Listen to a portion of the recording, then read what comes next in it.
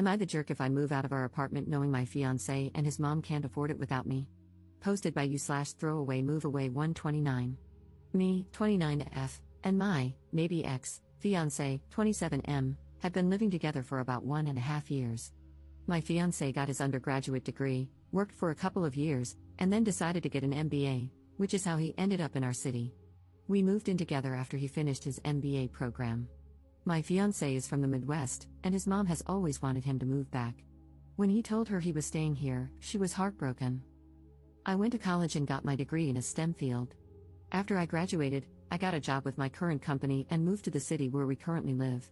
It's a big international company with multiple locations in the US and abroad. I love my job, I like the company I work for, and the pay is pretty good. All in all, a pretty good deal. During COVID, my office shut down, and we all went remote. After COVID, they decided not to reopen this office, so I've been 100% work from home since early 2020. I currently make considerably more than him, mainly because I've been working for 7 years and I'm in tech. I had been living by myself in a 1-bedroom apartment and had my office set up in the living room since it was just me. When we moved in together, we decided to get a 2-bedroom apartment so I could use the extra room as an office. Because of this, I was paying 2/3 of the rent, and he paid 1/3. We split everything else 50-50. The problem started this past May. My fiancé's mom told him she wanted to move to our city to be closer to him. She asked if she could stay with us while she looked for a job and got settled. She's a teacher, so she figured she'd be able to get a teaching job pretty quickly. Because of that, I didn't really mind her staying with us, as I figured it would just be for a couple of months over the summer. Since I thought it would only be for a short time, I moved my office into a corner of our bedroom, and my fiancé bought a bed to put in the second bedroom. The problem is she never applied for any teaching positions and has been living with us for 6 months now. She and I have really been struggling with each other since she moved in. I can't make her understand that I work full-time. She constantly interrupts me while I'm working, which is bad enough, but she even interrupts when I'm on Teams calls. She always asks me to take her places because she doesn't like to drive in our city. She has pretty outdated views on gender roles and constantly gives me a hard time for not doing more around the house and for making my fiancé help with chores, do his own laundry, etc. The constant criticism and insults are really wearing me down. And I hate having my office shoved in a corner of the bedroom. Back in September, I told my fiancé that since it looks like his mom is going to stay a while, we should split the rent 3 ways. He told me she can't afford that since she has to conserve money until she gets a job. I told him I wasn't happy paying extra for a bedroom I can't use, so he finally agreed to a 50-50 split. I can afford to pay the extra, but I hate the idea of funding her lifestyle. Every time I complain about her or the situation, he says he agrees but doesn't know what to do because he can't kick out his mom. And he won't talk to her about the way she treats me or how she behaves. When I ask what the long-term plan is, he just says he doesn't know. I've thought about giving him an ultimatum to tell her she has to leave, but I think he'd just end up resenting me for essentially putting his mom on the street. One of my girlfriends is losing her roommate at the end of February. Our lease renews on June 1st. I'm very strongly considering moving out of our current apartment and moving in with her. I can afford to pay my part of the rent on our current apartment, and also half the rent at my friend's apartment. It's not ideal, but I'm not a big spender, so it's doable. The issue is, if he and his mom aren't able to pay 1/3 of the rent each, there's no way they could cover the whole thing on their own. But I can't live like this anymore, so I'm pretty sure this is what I'll do. I just wanted to see if people thought I'd be the jerk for leaving them like this. Update 5 days later. I posted here last week about the situation I'm in, living with my soon-to-be ex-fiancé and his mom. I started off trying to reply to everyone's comments and keep up, but honestly, I just got completely overwhelmed with all the responses. First off, I want to thank everyone for their feedback and comments, even the ones that were kind of harsh. Actually, probably especially the ones that were kind of harsh. I really needed some tough love to make me realize that I was letting my soon-to-be ex-fiancé and his mom take advantage of me. The more comments I read, the more pissed off I got. Honestly, I think I'm more pissed at myself for allowing this to happen and not advocating for myself more. This past weekend, I got my soon-to-be ex-fiancé alone so we could talk, which was actually harder than it should have been because his mom always tries to tag along when we do anything. Going through all the comments everyone left and the PMs people sent really helped me decide how to approach this. It also brought up a lot of good questions I should have thought of myself. Back to the discussion with my ex, I wanted to give him one more chance to pick us over his mom, not because I thought he would, but because I just wanted to be able to tell myself I gave him the opportunity.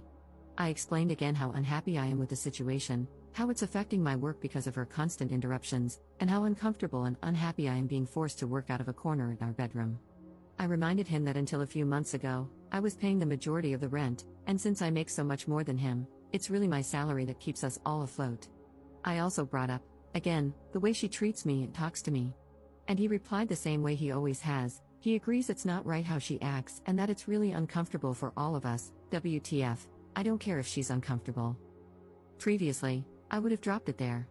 But this time, I told him how angry and disappointed I was that he let me pay for 2/3 of the rent when she first moved in and how unfair it is that I'm still paying for half when there are 3 people living there and she is the only one with her own bedroom. His response was the same: she has to conserve money since she doesn't have any income currently. Which brought up the question, where did all her money go when she moved? What money does she use for incidentals? Evidently, when she got divorced, she asked for the divorce after my ex went off to college. It doesn't sound like her husband/ex's dad wanted the divorce. His dad bought her out of the equity in their house. My ex had no idea how much that was or how much is left. But until she moved here, she was working full-time as a teacher and living in a small apartment, so she shouldn't have had to tap into the divorce settlement money much. Other than that, my ex didn't have much insight into her finances beyond what she told him, that she has to conserve money. I told him straight up that I'm moving out before the end of the month. And from now on, I'm only paying 25%. As some commenters pointed out, she has a whole bedroom while I have to share with a man-child, so she should be paying twice as much. After I move out, I'm not paying for anything else, no utilities, no food, nothing other than rent. I have a pretty good idea of what his finances are like, and if he has to pay 75% of the rent all by himself, it's going to take a huge chunk of his net income. After he pays utilities and buys groceries, there won't be anything left for incidentals. Rent was due on the 1st, but it's not late until after the 5th, so he has 2 days to come up with the money. If he doesn't and I end up covering it, I'll reduce the amount I pay in future months. The only reason I'm going to keep paying any of the rent is that even after I move out, I'm still on the hook. I talked to the leasing office, and they explained that since my ex and I signed a single rental agreement together, i.e., one contract we both signed rather than 2 separate contracts, we are both responsible for the rent. They don't care who actually pays, as long as it gets paid. The only alternative would be if he agrees to sign a new lease by himself, or together with his mom. But in all likelihood, he wouldn't be able to pass the credit check on his own, so I'm kind of stuck. I don't think he'll do anything stupid, though, because he's going to need to find somewhere to live after this, and a collection on his credit report wouldn't be good. I also told him that I'm going to find someplace else to work during the day until I move so she can't bother me. My friend, whom I'm moving in with, said I could work at her place during the day since she and her current roommate have in-person 9 to 5s. I took her up on that for now. After living with his mom, I'm not about to overstay my welcome, so I'm going to find some other options to rotate through. Someone suggested checking out the public library, or if it comes to it, I'll get a membership at one of those WeWork type places. Just in case, I brought my important papers, files, and valuables, and my friend is storing them for me until I move in. He really didn't take it well. The surprising thing to me is that he was actually shocked by everything. He seemed genuinely surprised that I wasn't prioritizing his mom. I really got the feeling that he sincerely believed I wanted to take care of her as much as him. He kept saying stuff like, "What about my mom? What am I going to tell her? That's just how she is, but we still need to help her," etc. He asked about our relationship and the engagement. I told him that after I move out, I need some space from him.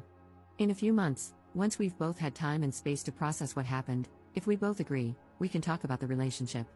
But he'd have to prove that he's going to have my back going forward and will set boundaries with his mom. I told him that just to avoid more drama, but I don't see a future where we're together. I told him he needs to tell his mom because she's not my responsibility or problem, and she'll know something's up when I start moving my stuff out. He hasn't told her what's going on yet, but this weekend, I'm going to start moving things, so he doesn't have much time. My friend's current roommate starts a new job in another state on the 3rd, so realistically, I can probably move in 2 to 3 weeks, depending on when she actually leaves. I don't expect him to do anything bad, other than sulk and complain, but if he does do something stupid or doesn't pay his part of the rent, the ace up my sleeve is that I'll tell the leasing office his mom moved in, which is prohibited in the lease. Honestly, getting evicted would solve a lot of my problems right now, so it's a pretty valid threat, I think. Now that I've mentally and emotionally separated myself from him and his mom, I'm actually looking forward to her reaction when he tells her what's going on. If it gets too ugly, I'll find a cheap Airbnb or hotel or something. I've had some friends, including the one I'm moving in with, offer to let me couch surf for a few weeks, but I just can't do that to someone else. So, that's it. I'm leaving, and I really don't care how that affects them. Relevant comments. Commenter. The thing about him sincerely believing you wanted to take care of mom is pretty standard when someone has an enmeshed relationship with their parent. When you think of a romantic partnership, you think of two people working together to build a life for themselves. When the enmeshed person thinks of a partnership, he thinks of having someone with whom to share the burden of his enmeshed relationship. And the truly sad thing is that he probably cannot perceive how skewed his perspective is. His normal meter didn't break, it never worked in the first place. It's sitting in the back of a closet, buried under a bunch of old coats. Ops response. I mean, that explains a lot. But honestly, that is just so effing sad. That's essentially saying he's broken but doesn't even know he's broken. So he'll just go from relationship to relationship, never really understanding why women keep leaving him. Absent his mom, he's really a great guy, but nobody will ever want to stay with him if his mom is always going to come first. Commenter 2. You already let her stay well past the agreed upon time, and they should be grateful for that instead of being mad that you're finally putting your foot down. Did they honestly have no other plan? Was this supposed to continue indefinitely? They're about to get a rude awakening, but it's no less than they deserve. Ops response. That is a great question. I have no idea what the long-term plan was. Every time I brought it up with my ex, he would say things like, we'll have to make sure she applies for next school year, but he would never talk to her to tell her that. Plus, even if she does get a job for next school year, that isn't until September. And realistically, it would be another month before she starts getting a paycheck. There is no way I'd stay in this situation for another 8 months, I would end up in prison. Commenter 3. To clarify, she has enough money from the divorce settlement for her own personal expenses but won't even pay her share of the rent? Ops response. That is exactly how I interpreted what he said. I don't know what her grand plan was. She's in her mid to late 50s, I think. So if she was planning to mooch off me and her son until she could officially retire, it would be another 5 to 10 years. I don't know how she expected that to happen.